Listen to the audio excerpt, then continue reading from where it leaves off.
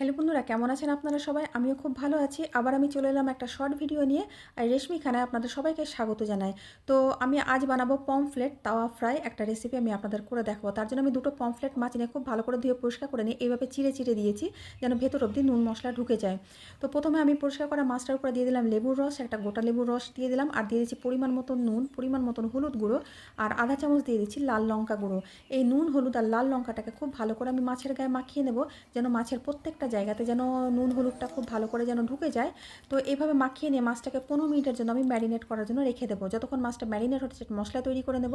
7-8 কোয়া রসুন, 4টে কাঁচা লঙ্কা, 1 ইঞ্চি আদা, বড় সাইজের একটা পেঁয়াজ আর 1 মুঠো ধনেপাতা দিয়ে এই সমস্ত উপকরণ একসাথে একটা পেস্ট করে নেব।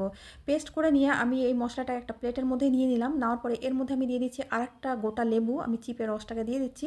এই রান্নাটা লেবুর পরিমাণটা একটু বেশি লাগে।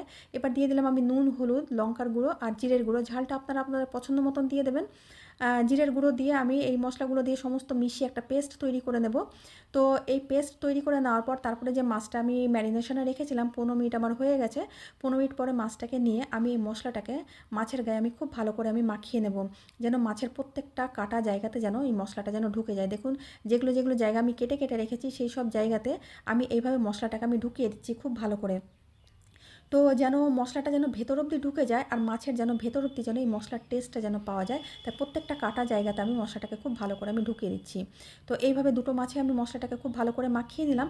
মাখিয়ে নিয়ে এই মশলা মাখানো মাছটাকেও আমি কিন্তু 15 মিনিটের জন্য ম্যারিনেশনে রেখে দেবো। তো দেখুন, আমি মশলাটাকে খুব ভালো করে মাখিয়ে নিয়ে এবার মাছটাকে আমি 15 মিনিট ম্যারিনেশনে রেখে দিলাম। মোট আধ ঘন্টা আমি মাছটাকে ম্যারিনেট করলাম।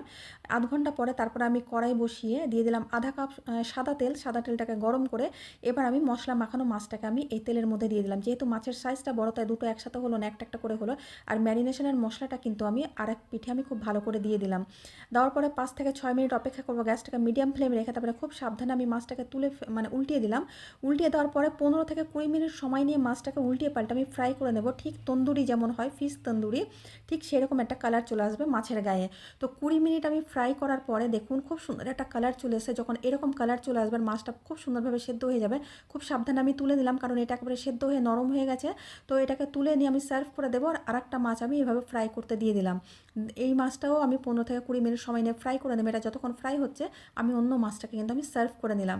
তো একটা প্লেটে আমি মাছটাকে নিয়ে নিলাম, নিয়ে দিয়ে দিলাম কিছুটা ধনেপাতা, আর স্লাইস করে কেটে রাখা লেবু দিয়ে আর ধনেপাতা কুচি দিয়ে আমি ছড়িয়ে আমি সাজিয়ে নিলাম। আপনাদের কেমন লাগলো রেসিপিটা অবশ্যই জানাবেন। ভালো লাগলে লাইক, শেয়ার, সাবস্ক্রাইব করে দেবেন।